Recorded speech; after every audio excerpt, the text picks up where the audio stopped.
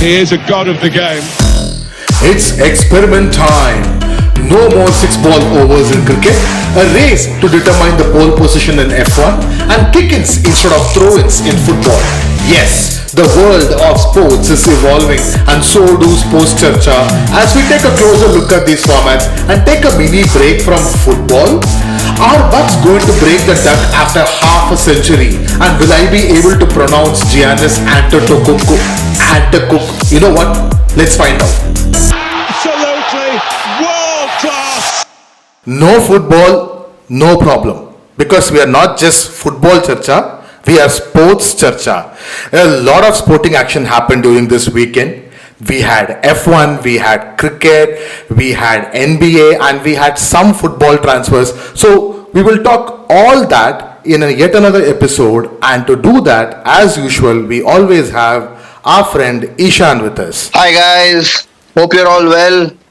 Yeah, as Bala said, we're excited to talk to you about other sports other than football. And yeah, let's start it off with Formula One. Yes, Formula One, actually this weekend was a very significant day in the history of F1. We were actually introduced to a new system of qualifiers. It's called the sprint. So Ishan, what is the sprint? So sprint is basically the FIA, which is basically the equivalent of FIFA, the Formula One Association's attempt to make every race day. So a normal race day for people, fans who are buying a ticket is 3 days long. It starts on a Friday, Saturday and Sunday. The thing is that the Friday is just a mere practice, not too much drama goes on because it's just about, the drivers and constructors testing out their vehicles for the race day. But what they've done, and they have introduced this for 3 races this season, is where they are making every race day interesting for the fans. And it also matters in terms of the championship title for the drivers as well as the constructors. So how does it go? So they start, all the drivers cars will start off with a regular practice on Friday. And then they will have a qualifying session like they normally would on a Saturday. No change in format, but they'll have it on a Friday. That will determine the sprint qualifying on a Saturday. So Saturday morning, which you normally, as I said, used to have a normal qualifying session, will now actually be in a way a race day, where they again start off the day with a 60-minute practice session. And then they go into something called a 100-kilometer sprint, which is an actual race. The practice from the qualifying from the Friday will determine the starting grid for this sprint. And it will be 100 kilometers. Whatever the teams place, that will be their starting grid positions for the final race on Sunday. Now, for the drivers as well as the constructors, this sprint qualifying is not irrelevant. There are championship points at stake. If you come first in the sprint qualifying, you get 3 points towards your driver's title as well as the constructor's title. So what they've done is they're trying to make changes in the format to make every race day count, because as we know, because of COVID, a lot of fans who are taking the risk in quotations to make it and show up for a race day, they need to get a little bit more of a bang for their buck.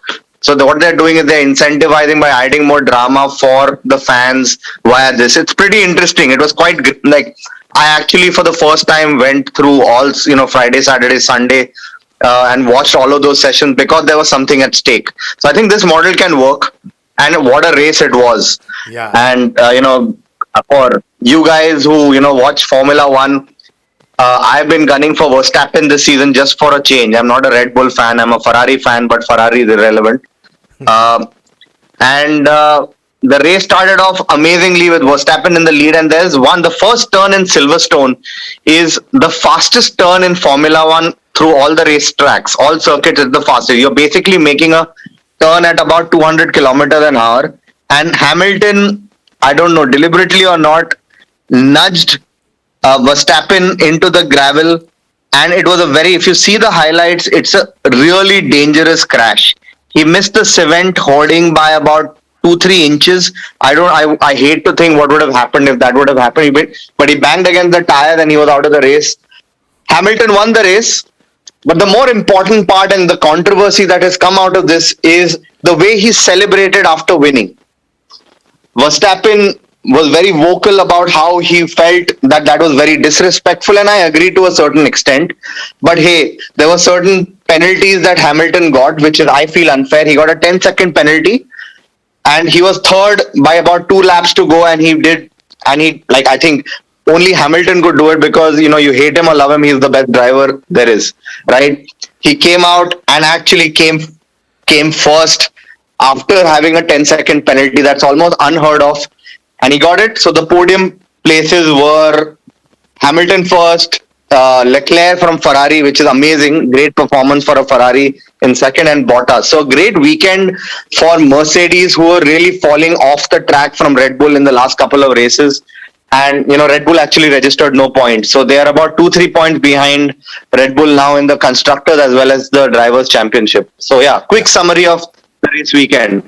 Yeah, the standings are in a very tight position right now. Verstappen was about to take off from this race and extend his lead position on top, but thanks to that unfortunate incident, Hamilton is now 8 points behind Verstappen. Like, he's 185 Verstappen and Hamilton is at 177. And even the Constructors' Championship are very close. Mercedes is just 4 points behind Red Bull.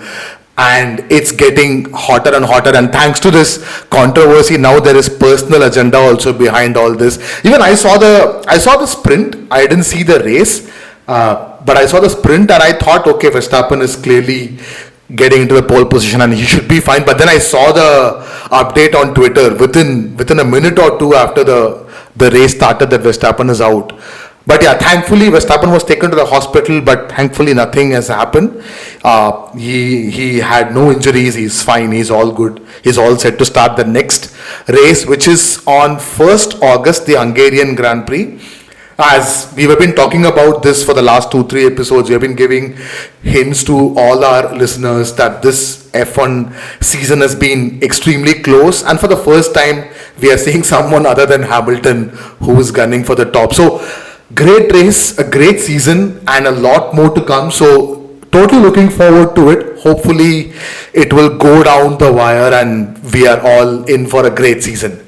Great. Yeah, and just a tip for all you listeners who might still not be so interested in Formula One. I would highly recommend you guys to watch Drive to Survive on Netflix. I know a lot of my friends who suddenly became diehard F1 fans after watching that show, because it's really, the behind the scenes of what goes on in the F1 season. It's dramatic, it's controversial, and it's like a proper Game of Thrones but real. So check it out, and I'm sure you guys will also become fans of Formula One. So yeah. Great. So now the reason why I wasn't watching F1 was because I was watching cricket during the weekend. In fact, there were 2 games. Let's talk about the first game. The Indian ODI team. I mean, we have to call them as Indian ODI team because it's an Indian test team who are ready to play their test games against England in England. But there's this Indian ODI team which went to Sri Lanka to play 3 ODIs and 3 T20s. They started their tour with the first ODI. This team is actually led by Shikhar Dhawan, coached by the one and only Rahul Dravid. And they comfortably defeated Sri Lanka by 7 wickets. There were 2 debutants for India, Ishan Kishan and Surya Kumar Yadav. Both of them impressed really well. But this was a no contest. And to be very honest, I saw the Sri Lankan lineup. I could only recognize 3 or 4 names. Other 6 or 7, I haven't even seen them before. That's quite a lot. 3 or 4 names, I'm pretty impressed. But Bala, tell me, you're the cricket trivia guy. Is this unprecedented where there is almost a likelihood of 2 Indian teams playing simultaneously? So it happened. Has it ever happened before? It happened once, but it wasn't an ICC recognized international tournament. So way back in, I think 96 or 97 or 98. Yeah, it's actually 1998. You remember these Toronto Cups, the Sahara Cup, India and Pakistan used to play in Toronto. Yeah. So at the same time, Commonwealth Games were happening in Malaysia. So that was the first time they tried cricket in Commonwealth Games. So the BCCI or the Indian government sent their best team to play the Commonwealth Games, like Sachin, Azhar, Jadeja, quote unquote, the big players during the late 90s. They were playing in the Commonwealth Games, and India sent like a second string team to play against Pakistan in the Sahara Cup. So in my memory, that was the only time that happened where we had two different teams playing two different tournaments. But this is probably the first time where this is an officially ICC event almost happening simultaneously. Yes, and to be honest, the depth of Indian talent that we have in ODI and T20 is enormous. We could see that on the ground, like the way our batsman played. Prithvi Shaw, for all the talent he has, is so good to watch, but still he gets out playing those really stupid shots. He needs to sort of control his backlift and his shots. I don't know. I mean, there's a great talent, but he keeps throwing away his wicket, which is a little disappointing to watch. But I have a larger question, and I think a lot of people have been asking this. Do you see this as the future of cricket, where, just to maximize revenue opportunities by having, ODI, T20 tests?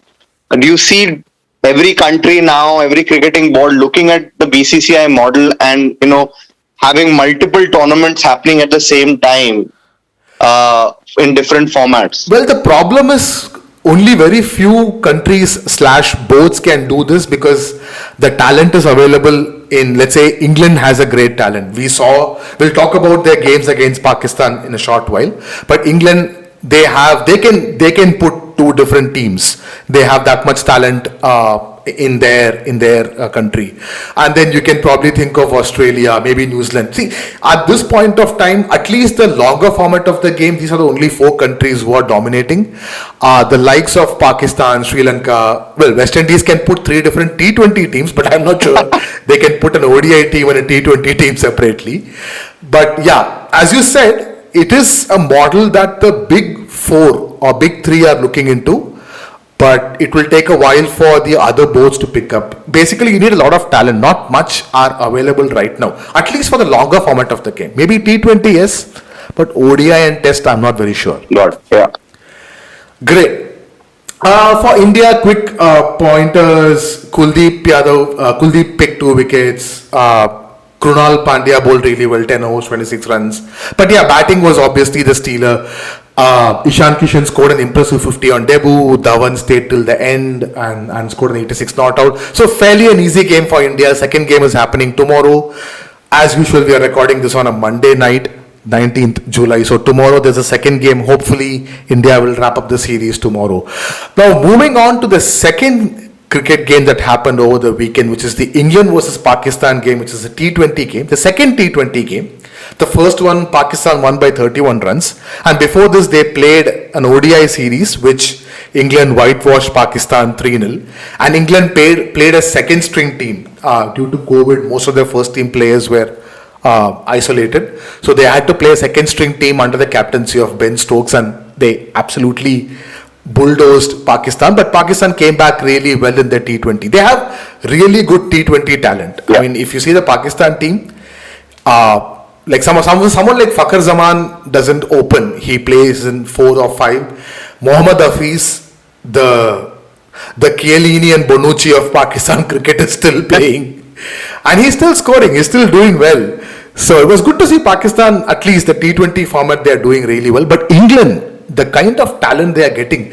Have you heard of this Liam Livingstone guy before? This is the first time I saw him, the first T20. Yes. I've seen him because he used to play the T20 tournaments for the English in England as well. I think he had a season in the BBL as well. Oh, okay. I haven't seen him in IPL. I don't think he has ever played in IPL. No. But I think right now the IPL teams are looking at it. Yesterday he scored a 6 of, I think it was Harris Sohail. My God, the ball went out of the ground, man. It was one of the longest 6, biggest 6 you'll ever see. It was an incredible shot. I mean, they have... But it's staggering. It's staggering how England have become such a strong force in cricket, in all formats. Yeah. Because we've known England, and both of us in the 90s, early 2000s, right? England was like the irrelevant team that had a couple of good players who had great moments, right?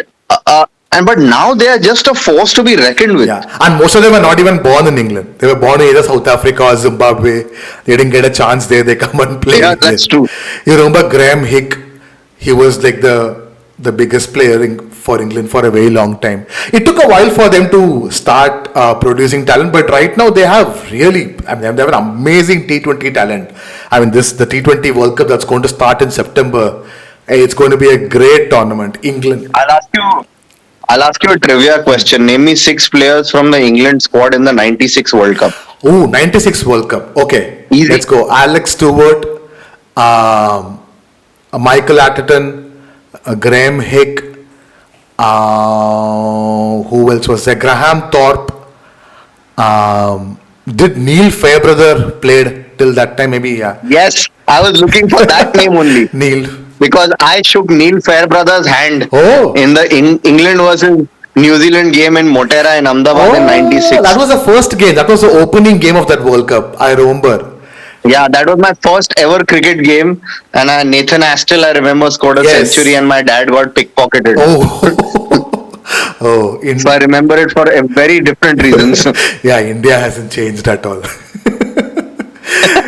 Great. So that's about it for England, Pakistan and the cricket part. Now, moving on to the big finals that's happening in US, the NBA finals. I have to say that I saw the 4th game. It's between Suns and Bucks. We spoke about it a little during the last episode. When we spoke during the last episode, 3 games were done. Suns were leading 2-1. But I was watching the 4th game until the 4th quarter, the last 5 minutes, before last 5 minutes, Suns were leading. But I think in the last 5-6 minutes, Bucks came back so strong and they took that game 2-2. And the 5th game I couldn't watch. Did you see Giannis's block? Yeah. Did you see Giannis's block? Yeah. It was brilliant. It was great, man. It was Guys, I'm going to make Bala one day say Antetokounmpo properly. No. Can you say it now? Antetokounmpo. But I will stick with Giannis. Giannis is easier. So... But actually this is great because this is the first finals you're watching and it's turning out to be a classic. Yeah. And you saw the 5th game. If you can tell our listeners about the 5th game. I saw it this morning. It happened this morning, right? Yeah, I saw it. I saw the highlights because it's really early in the morning. Yeah. And obviously for everyone who doesn't know, Bucks won it. They're now leading the series 3-2. Yeah. So they're 1 game away from the NBA title for the first time in 31 years, I think. Yeah. And meaning it's going to be a really tall effort for Phoenix to come back because now Giannis is playing on another level. He's almost guaranteed a Finals MVP title, but he's unstoppable. Like Bala, you've seen him play now. Yeah. Like you cannot mark him. Yeah, he's very good. He's really good. There is a video for you guys if you are on YouTube. He can take 3 steps towards the basket from the halfway line and dunk it. Now, if a human can do that, meaning he just needs 3 or 4 steps to get from the halfway to the basket, he can do anything. Yeah. So it was a great game. 5th game I missed. I'm pretty sure I'm going to watch the 6th game, which is Wednesday morning, 6:30 a.m. Indian time. Yeah, it's a little tough for Indians to wake up early morning, but I'll do because I have no job. I can do that. But yeah, it's a great finals. I mean, for after a very long time, we are seeing new names in the finals at least. We spoke about this for the first time. In 10 years or something? Yeah. There is a team without LeBron James playing the finals. So yeah, that in itself is a great thing to watch. So yeah, but LeBron had to steal the attention. He had to steal attention. He watched this final game and Space Jam 2 released. So now everyone's still talking about LeBron James. Great. So yeah, I'm totally looking forward to the 6th game. I don't follow neither Bucks or Suns, but I want Suns to win because I want the finals to go to the last game. So that should be great for all the fans. Great. Now let's quickly talk about the cricket's new baby. Starting 21st July, we are going to have this new format of cricket called the 100. We have talked a lot about this. Bala, please explain this. Please explain this format. मेरे को bouncer है अभी भी. Just explain it in under 60 seconds. Okay, that's going to be very tough. So, okay. So you have 100 balls. So there's not going to be overs. So there's going to be 5. There are going to be 5 balls for a bowler, set of deliveries can bowl, and then a bowler can bowl 5 deliveries, 2 sets of 5 from two ends, and then oh my god, there are a lot of things, but I don't know how to put it in this thing. Okay, there'll be a power play, 25 balls Fine. power play. Okay, fine. Don't say 60 seconds, just explain it aram se na. Shit, this guy gets stressed.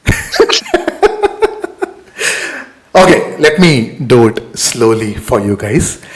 First is there's a shift between counting overs to balls. So then at the end of 5 deliveries, umpire will call 5, and then with 2 sets of 5 being bowled from each end before changing. And then they say a white card will be held up after the first set of 5. I don't know what that white card is going to do. I mean, this is all new to us. We also have to watch and understand how this is going to turn up. Now, the power play, it's going to be the first 25 balls of 100 bowling. So 1/4 of the game, it's going to be power play. And then the fielding team can take a 2-minute strategic timeout at any point after the power play.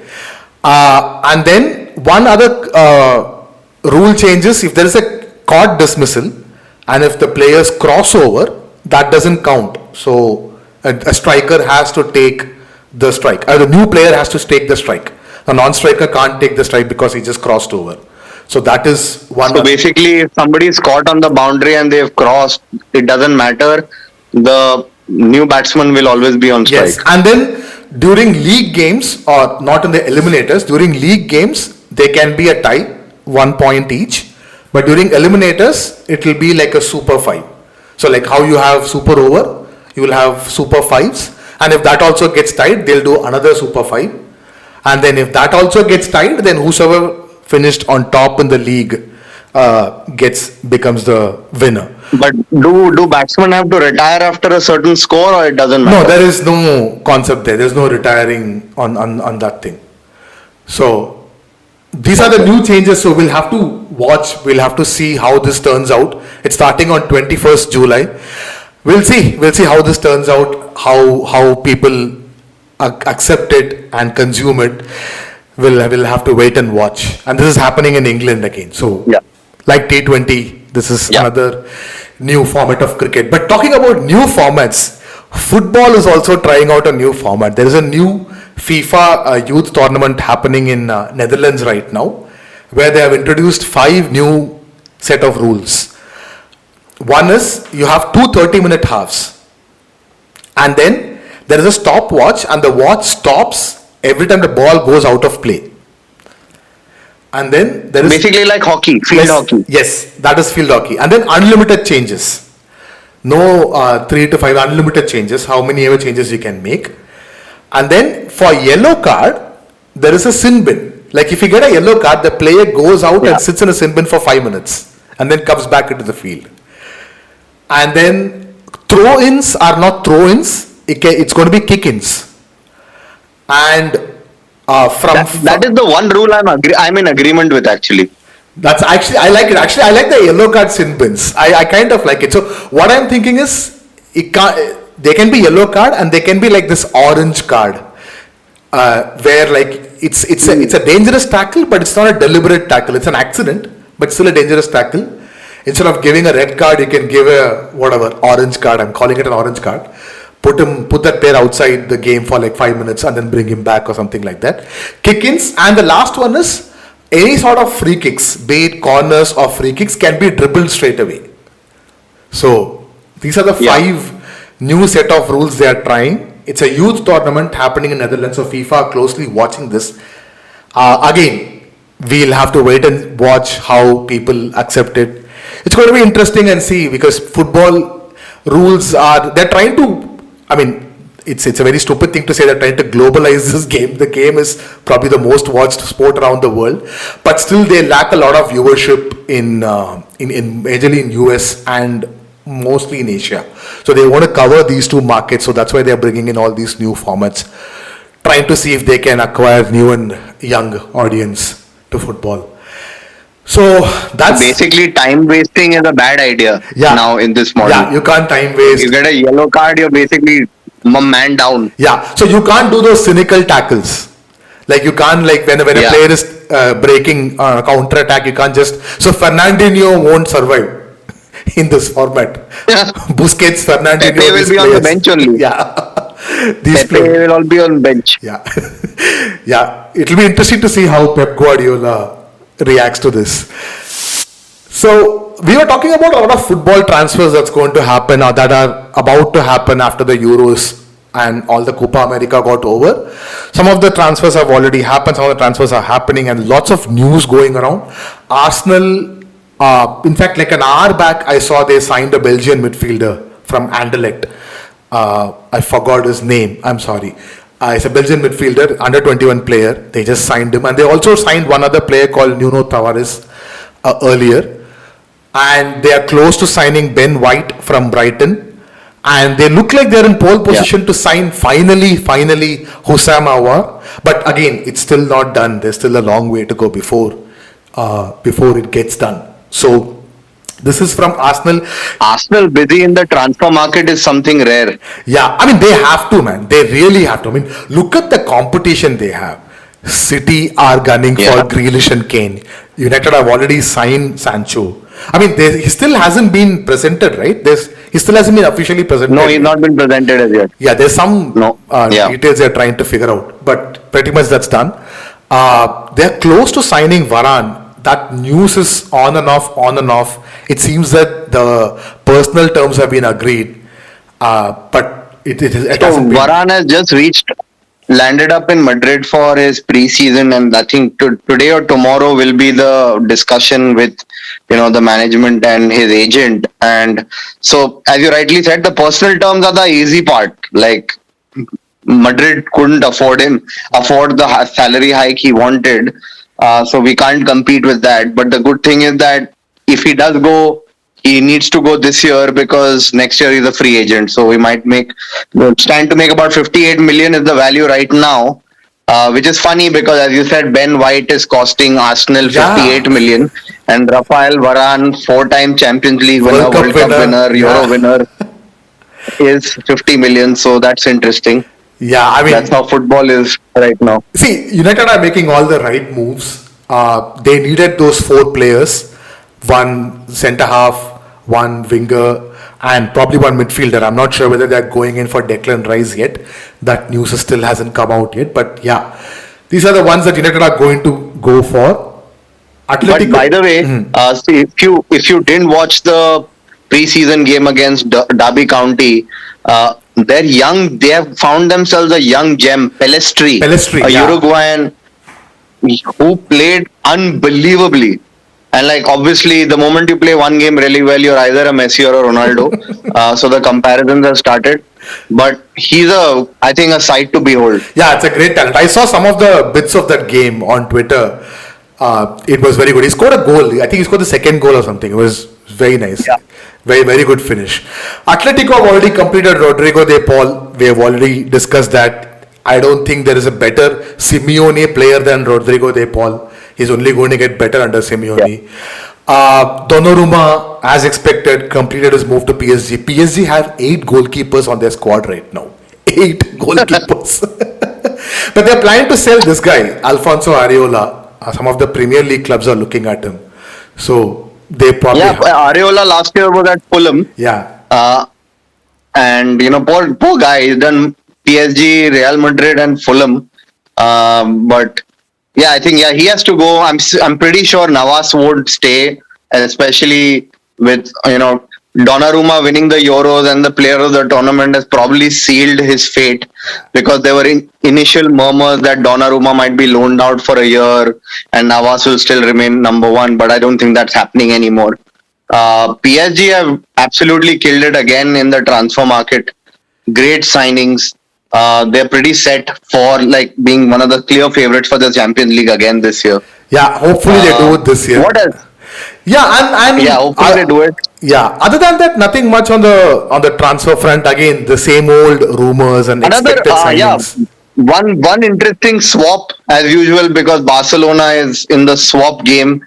That's being discussed is Saul Niguez for Antoine Griezmann. For people who are daily wagers like us, working class heroes. Just to give you an idea, Antoine Griezmann earns 800,000 euros a week. Okay. I did a calculation, and I'm not going to give you a number, but it approximately will take me 135 years to reach the amount he earns in a week based on my current earnings. So just to give you that idea, I thought I'd share it with you. But that is a loan that does not make sense at all for Antoine Griezmann. It makes a lot of sense for Saul Niguez, who's under 3 million a year. So it's great signing for Barcelona because that's one area they need. Yeah. But why would Griezmann throw away about 40 million a year to move to a club that he literally betrayed? Yeah. So I don't see that happening. Another transfer rumor which has just started yesterday, actually this morning, was Van der Beek to Barcelona Yes, I saw that too. to join. I mean, I don't know what's happening with Barcelona. They are stocking up their team. They're like economics में बोलते हैं ना, stockpiling onions. So that's what they're doing. And so yeah, I think not too much movement is happening. Real Madrid probably are not signing anyone. Yeah. We don't have any money, and we are selling a lot of people. So that's the football updates. So just to give a quick update on Barcelona's situation, they have to cut at least 150 million from their wage bill.